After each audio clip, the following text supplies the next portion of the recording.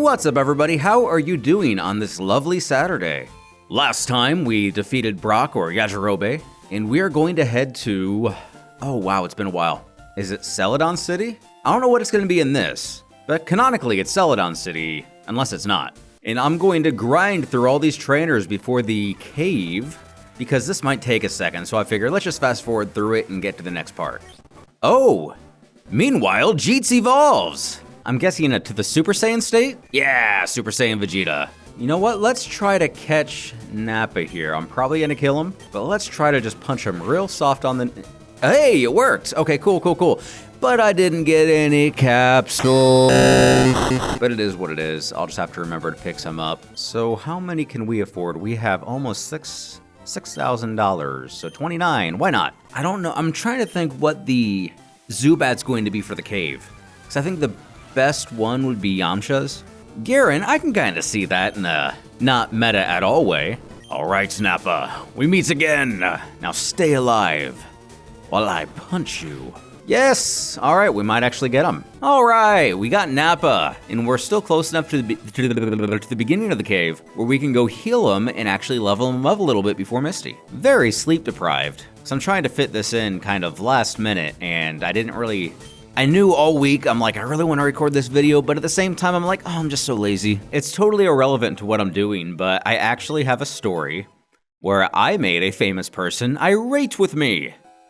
And it was, I guess, maybe partially deserved, maybe 20% deserved. If any of you know the band Rascal Flatts, the one day in my life I was a stagehand was about 12 years ago, and I got hired by this company in Indiana to help set up the stage for Rascal Flatts, Darius Rucker, who is best known for Hootie and the Blowfish, etc., etc. At the time, I'm about 130 pounds, very nuts big kind of guy. So I'm there the entire day, and they paid okay at the time, so what, 12 years ago? That was 2013? I think I was getting paid $15 an hour, which 18-year-old me was like, that's perfect. You know, I was working minimum wage at the time, you know, $7.25 where I'm from. And so we're sitting up all day, I'm trying my best to make friends, made one kind of friend, and everybody else was a bit more snobby, or just a bit more quiet, I don't know, they weren't in the mood to make friends that day, at least with me, which is fine, didn't take offense to it. As the day goes on and on and on, it's like maybe 2 hours before the show's gonna start. I really had to go to the bathroom. It'd been all day, it'd been working out in the sun, I had downed like 4 bottles of water, and when you don't sweat all that out, it's gotta find a way out somehow, so I really had to pee. And so I'm running backstage, I'm dodging everything I can, jumping over PAs, and I'm going fast.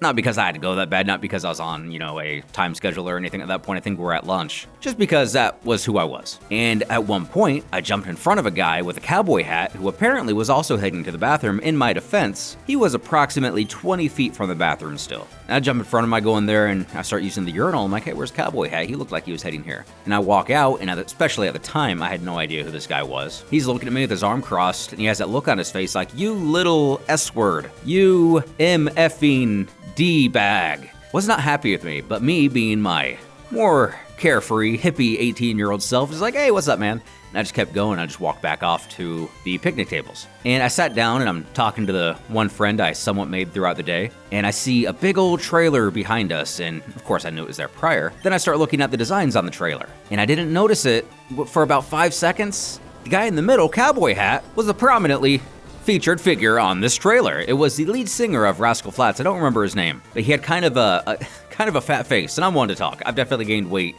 since the pandemic. I stopped doing keto, and I need to get back on my health trip, but needless to say, as soon as I realized that, I realized, well, this is probably my last day as a stagehand, and I'll work the rest of the night. And of course, I never hear from these guys again, and I don't think I got my paycheck for maybe a month later. But it is what it is. But that's my little fun story of angering the lead singer of Rascal Flatts, and I don't regret it for even a moment, because one of the guys there was really cool, but the head foreman of the, I guess, staffing agency, the company that was having the stagehand set stuff up, he was not a nice person. I was not impressed by his courtesy towards the average person. He was not a nice guy, so I'd rather go back to working minimum wage than work for a guy like that, because don't get me wrong, you have to make money at the end of the day, but also you have to be happy at the end of the day, and that's something I didn't truly appreciate until later in life. And of course, now I'm as happy as somebody can be doing what I can do. I'm able to do YouTube exclusively, and I've been able to do so for about 2 years now. So thank you all for that so much. I literally wake up every single day grateful, even when I have people telling me to go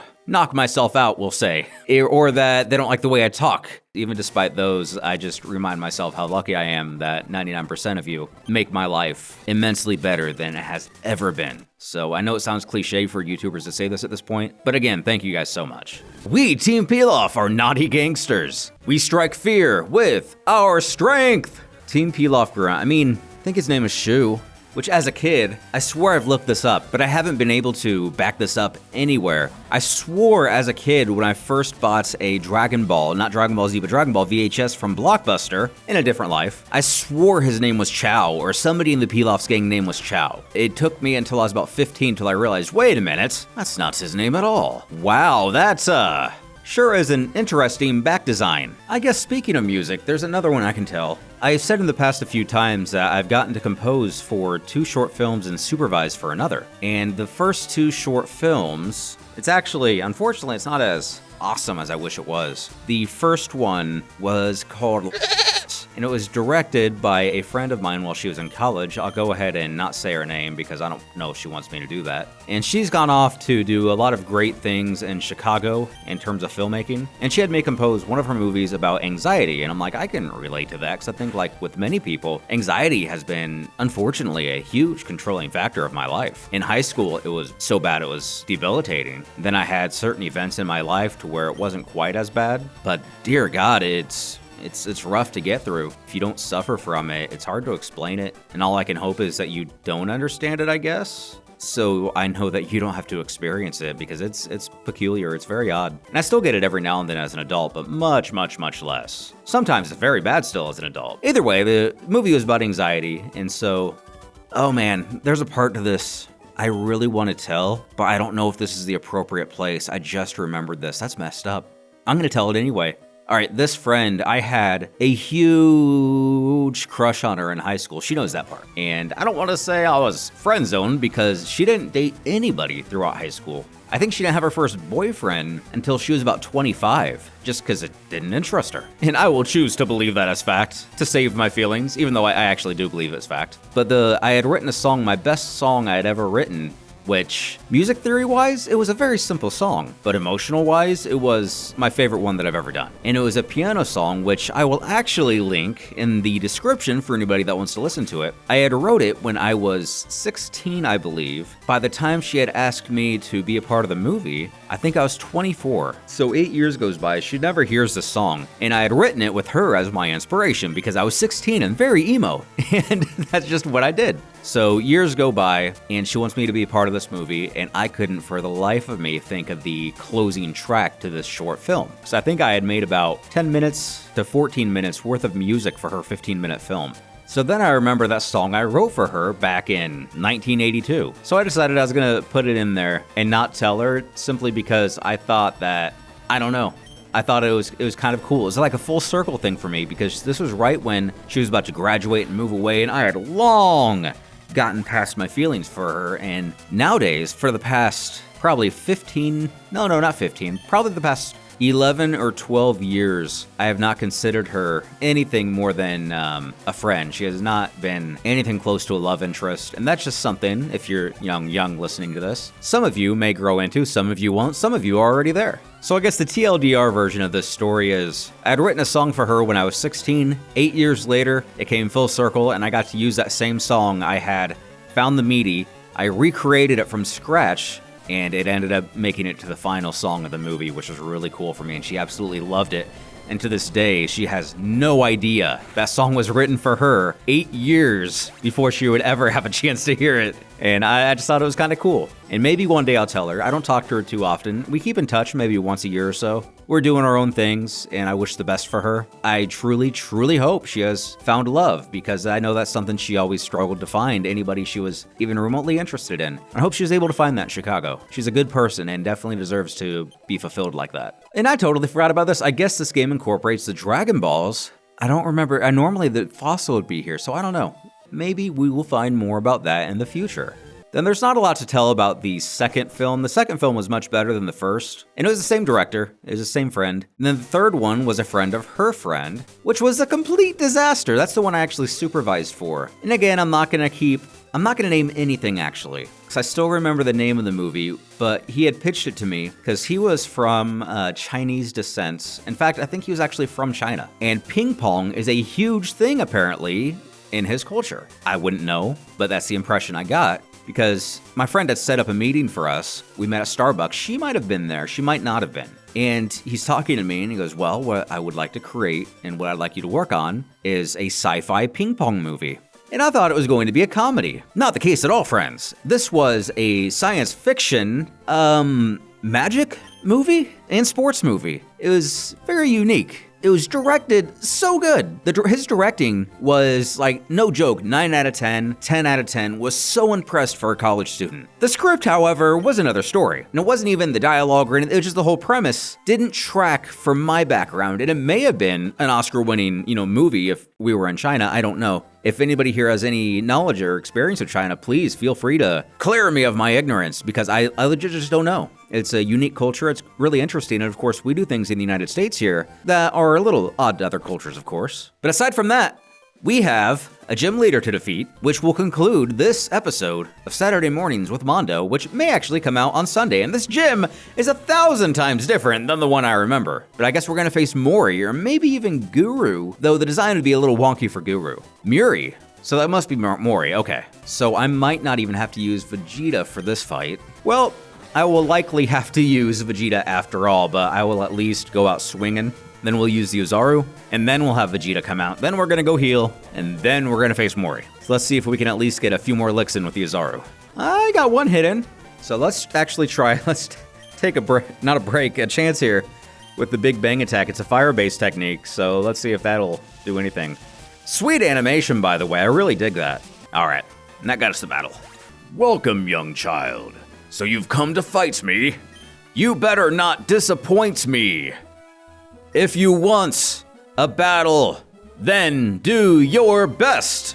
My fighters will not, good to know, hesitate to strike with all their might. Okay. Oh, that's not Mori at all, man. I don't know who that's supposed to be. Maybe Muri is somebody else. I don't think so. But I'll look him up after this and see if that's the case. But I guess this is, the whole little Namek thing where they're gonna have the Ginyus for all these. So he should have Ginyu, Jace, Birder, and probably Goldo. Oh, Freezer! Oh no, this is getting a little close. Maybe a Final Flash will do it, but I don't think fire is gonna work very well against him.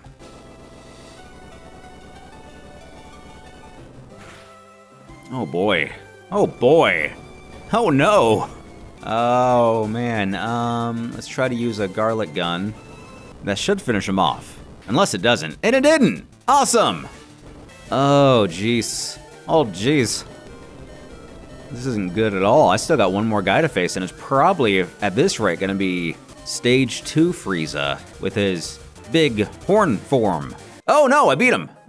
Sorry, I'm just stupid. Cool, we won! I'm gonna keep playing a little bit longer because I don't feel like this video is gonna be long enough. So, as one last story, okay, this one's kind of everywhere today, but I'm gonna tell the story of, I guess, telling my parents, who I don't talk to as often as I wish, though I'm starting to talk to them every week now. But as a lot of you know, my biological father, he died in 2018, which was absolutely devastating. So I was finally getting to know him a little, or getting to see him a little bit more and more. And I still have my, stepmother, my mom, and my stepfather. I talk to my stepfather and my mom more than anybody right now. I believe when I was still working to get the channel monetized and really to take off, When Resurrection F came out, I had asked my mom and my stepdad when I seen them once, because they were, what do you got plans for the week? I go, you guys remember that Dragon Ball Z show when I was a kid? And they both looked at each other and laughed like, yes, you were obsessed with it. And they still don't know that I was, doing YouTube at the time. So I'm just kind of laughing, and fast forward to a couple years later, I'd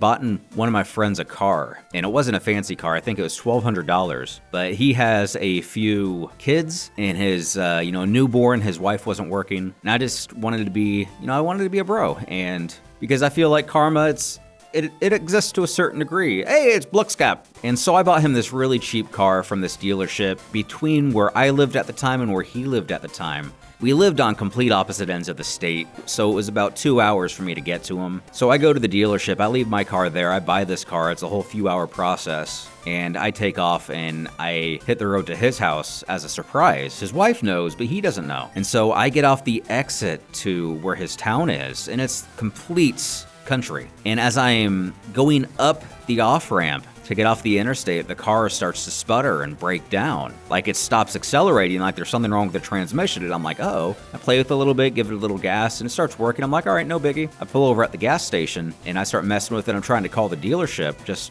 like, hey, I just got a question. And I don't like to do this, but I called 3 times because Google still says they're open. And I'm like, I need to talk to somebody now, but they're not answering my calls. And that started getting me, my mind started to kind of go around in circles like, well, let me think about this. Oh no! No! I lost a Bluxcap because I didn't heal. That's funny.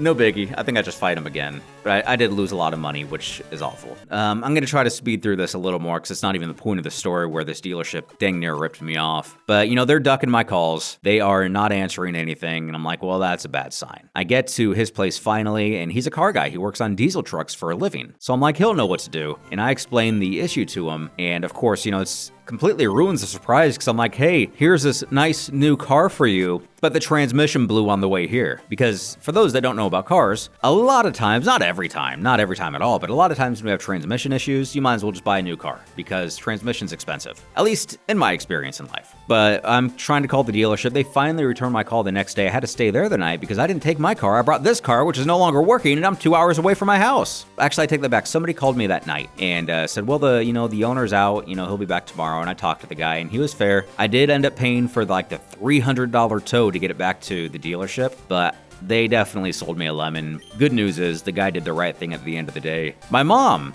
here I am, at 28 years old or so. My mom came all the way out to pick me up because my friend's car, he did have a car, but he couldn't take it out of town in fear of it was going to blow up. So he couldn't drive me 2 hours there to my house, 2 hours back to his house. And at this point, my parents, my mom and my stepdad, are expecting me to join the Navy because that was my backup plan when I left my job at the hospital, because I had left my job at the hospital before YouTube had picked up for me. It was about 8 months from quitting my job to when I found out, oh, I might be able to make this YouTube thing work after all. I lost 40 pounds to join the Navy. It wasn't mandatory, I didn't have to. The recruiter just recommended that I did because they're like, you're gonna suffer quite a bit in basic if you don't. So I lost 30 pounds, my goal was 40. Well, on the drive back, this is like my 3rd month of YouTube where I had made almost as much as I had made working at the hospital. So I decided to randomly drop this on my mom and my sister, who was with her at the time, that, hey, I think I might have found a new job. And they're just kind of barely paying attention to what I'm saying. They're like, oh yeah, what's that? I go, YouTube. And I just said it so dry because that's just my sense of humor. I go, yeah, I've been doing YouTube for a while and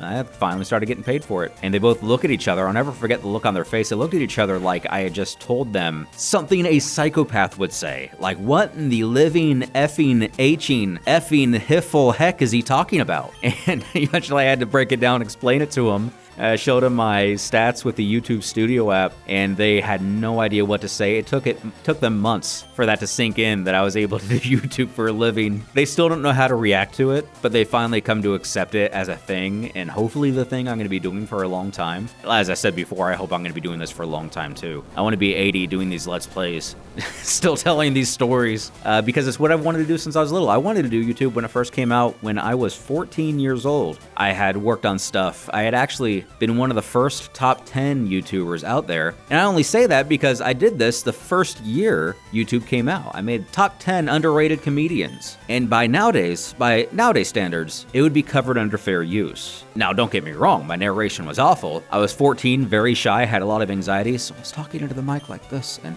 we're trying to make my voice lower, and I was not confident in what I was doing. But I did that, top 10 underrated comedians, it got banned worldwide. Honestly, the list wasn't good. It wasn't good at all. They're all comedians who had, $1 million specials and stuff. And nowadays it'd be a lot different because of social media and smartphones to be able to find these comedians that really do deserve respect. But it got 90,000 views in 2005 or 2006, which is unheard of. That's unreal. That's like Watch Mojo numbers. That would have been the first Watch Mojo had YouTube been on top of their own game and realized what I was doing was allowed. So I always kind of felt like, dang, I wouldn't say YouTube screwed me because they were just trying not to get sued, They figure that, hey, this guy's uploaded copyrighted clips. That can't be legal, so they banned the video worldwide. Or maybe they got an email from Viacom or somewhere that said, hey, we don't want this. But this is very, very early YouTube, before Google even owned it. But even after that, I persevered. I made a movie review channel and got hated on for it because, looking back, I think I did a pretty good job for a 14-year-old. But I got a lot of hate from people for being a little too outgoing with it. And in my opinion,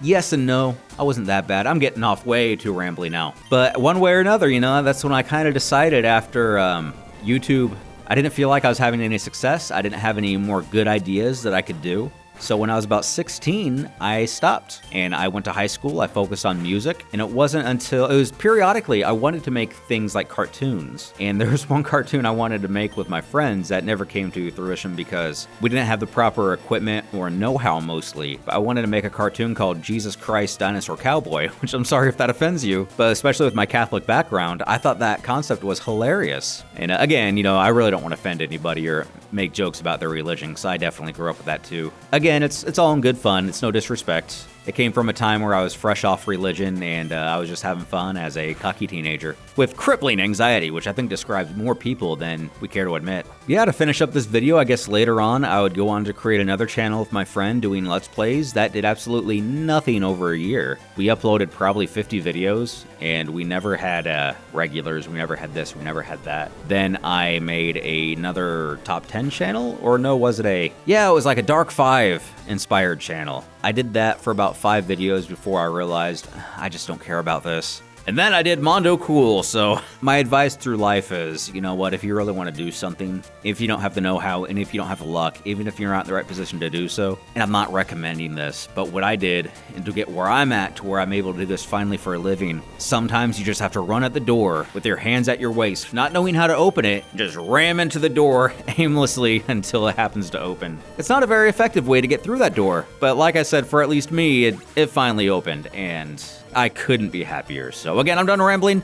Thank you guys so much for watching. Tune in next week to Saturday Mornings with Mondo. And you all take care. We will tackle the third gem in a week, and I will catch you next time.